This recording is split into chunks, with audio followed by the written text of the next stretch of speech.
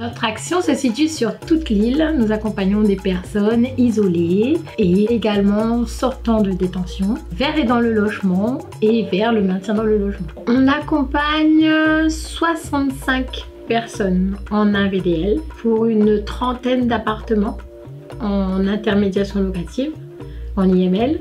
La personne, elle est sous-locataire de son logement. Nous, on est locataire en titre. Lorsque la personne, elle accède à l'insertion professionnelle, CDI ou un CDD d'au moins 1 an, l'agence immobilière accepterait le glissement de bail au nom de la personne sous-locataire.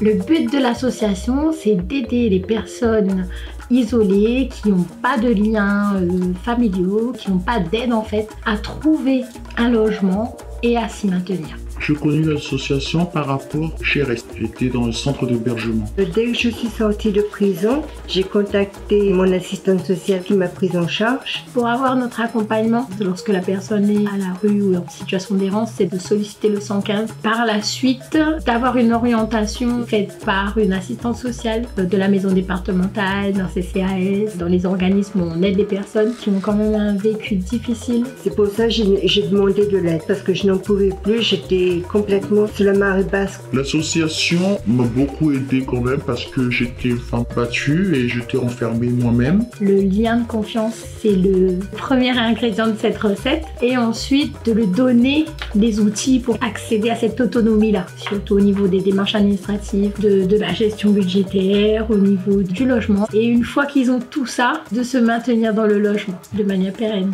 Les activités, c'est déjà d'être au rendez-vous, d'être à l'écoute des autres aussi, surtout. C'est une réunion pour permettre aux personnes de s'exprimer, leur centre d'intérêt, de voir quelles sont leurs attentes par rapport à notre service et qu'ils soient acteurs de leur projet. On a chacun nos besoins, nos priorités, nos ennuis. Et de ces réunions-là émergent des actions collectives. On parle de pouvoir trouver un travail, de se faire des amis, pour qu'on puisse mieux avancer et faire connaître aussi aux autres. Il y a beaucoup d'activités.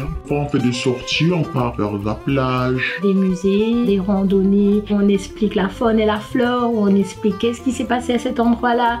C'est raccrocher aussi ces personnes à une partie de leur histoire à eux. C'est impulser cette dynamique.